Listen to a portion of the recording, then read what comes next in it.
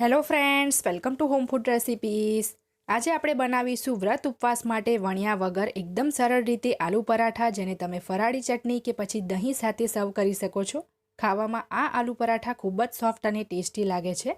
જો તમારા આલુ પરાઠા વણતી વખતે ફાટી જતા હોય કે સાઈડ પરથી ક્રેક થઈ જતા હોય તો આ રીતે આ પરાઠા એકદમ સોફ્ટ અને પરફેક્ટ બનશે। તો ચલો એને બનાવવાનું શરૂ કરીએ। તો સૌથી પહેલાં એક બાઉલમાં આપણે 2 મીડિયમ સાઇઝના એટલે કે ગ્રામમાં 170 ગ્રામના બાફેલા બટાકાનો માવો લઈ લઈશું। હવે આપણે એમાં 3/4 કપ એટલે કે 80 ગ્રામ જેટલો મોરૈયાનો લોટ ઉમેરીશું, જેને મેં ઘરે જ મિક્સરમાં એકદમ બારીક પીસીને પાવડર કરીને લીધો છે।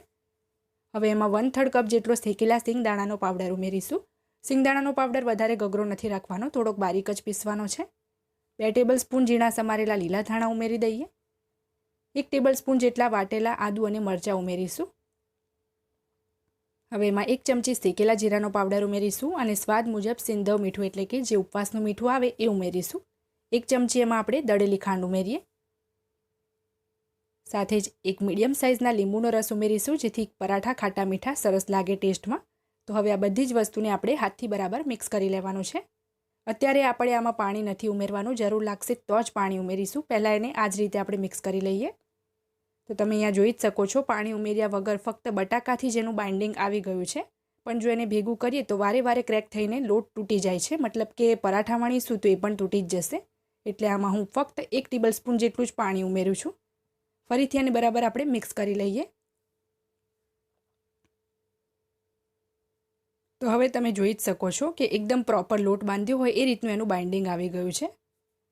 તો હવે આપણે થોડું અડધી ચમચી જેટલું તેલ લઈને સરસ એને લોટને આ રીતે ચીકણો કરી લઈએ, લોટની મસળી લઈએ અને હવે 10-15 મિનિટનો આપણે એને રેસ્ટ આપવાનો છે।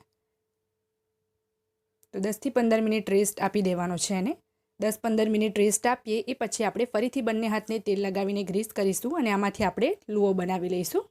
આટલી ક્વોન્ટિટીમાં 3થી 4 મીડિયમ સાઇઝના પરાઠા બનશે। તો હવે આ પરાઠાને આપણે આજે વણવાનો નથી, તો અહીંયા મેં આ રીતનું એક જે પોલિથીન બેગ આવે અને ગોળ કટ કરીને લઈ લીધી છે। એની ઉપર લુઓ મૂકીશું અને એની ઉપર સેમ એ જ રીતની બીજી ગોળ કાપેલી બેગ મૂકીશું। હવે આ રીતની સ્ટીલની એક પ્લેટ લઈને આપણે સરસ એને પ્રેસ કરી લેવાનું છે બધી બાજુથી। આ રીતે આલુ પરાઠો જે છે વણ્યા વગર કે ક્રેક થયા વગર સરળતાથી તમે બનાવી શકો છો। જો તમે એને વણવા જશો તો સાઈડ પરથી ઘણી બધી ક્રેક્સ આવશે અને પરાઠો તમારો તૂટી જશે, પણ આ રીતે કરશો તો એવો કોઈ જ પ્રોબ્લેમ નહીં આવે। તો ઘણો જાડો હતો એટલે ફરીથી આ રીતે સેન્ટરથી પ્રેસ કરીને એને દબાવી લઈએ, જેથી એકદમ મીડિયમ થિકનેસનો થઈ જાય। હળવા હળવા હાથે જેને પ્રેસ કરવાનો છે। તો તમે જોઈ શકો છો એકદમ પરફેક્ટ આલુ પરાઠો બન્યો છે। તો હવે આપણે એને શેકી લઈએ। તો પરાઠો શેકવા માટે ગેસ ઉપર મેં એક નોનસ્ટિક તવો ગરમ કરવા મૂકી દીધો હતો। તો પરાઠાને આપણે કાગળથી આ રીતે છોડાવીને તવા ઉપર મૂકી દઈશું અને 2 મિનિટ આપણે મીડિયમ ફ્લેમ પર એને શેકાવા દેવાનો છે। 2 મિનિટ થાય એ પછી આ રીતે બીજી બાજુ ફેરવીને 2 થી 3 મિનિટ આપણે મીડિયમ ફ્લેમ પર ફરીથી શેકાવા દઈએ। 2-3 મિનિટ થયા પછી આ રીતે એના પર આપણે તેલ લગાવીને એને ફેરવી લઈશું। આ જ રીતે તેલ કે ઘી લગાવીને તમારે બંને બાજુથી પરાઠાને ફેરવતા ફેરવતા શેકી લેવાનો છે। જરૂર લાગે તો ફરીથી થોડું તેલ એડ કરીને ઉલટપલટ કરીને આપણે એને શેકી લઈએ।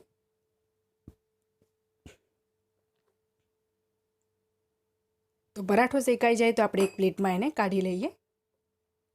સેમ આ જ રીતે આપણે બાકીના બધા જ પરાઠા શેકી લેવાના છે। એક પરાઠો શેકવામાં 5 થી 6 મિનિટનો સમય લાગી જાય છે। તો ફ્રેન્ડ્સ, જો તમને મારી આજની આ આલુ પરાઠાની રેસીપી પસંદ આવી હોય તો તમે પણ ઉપવાસમાં આ રેસીપી ચોક્કસથી ટ્રાય કરજો।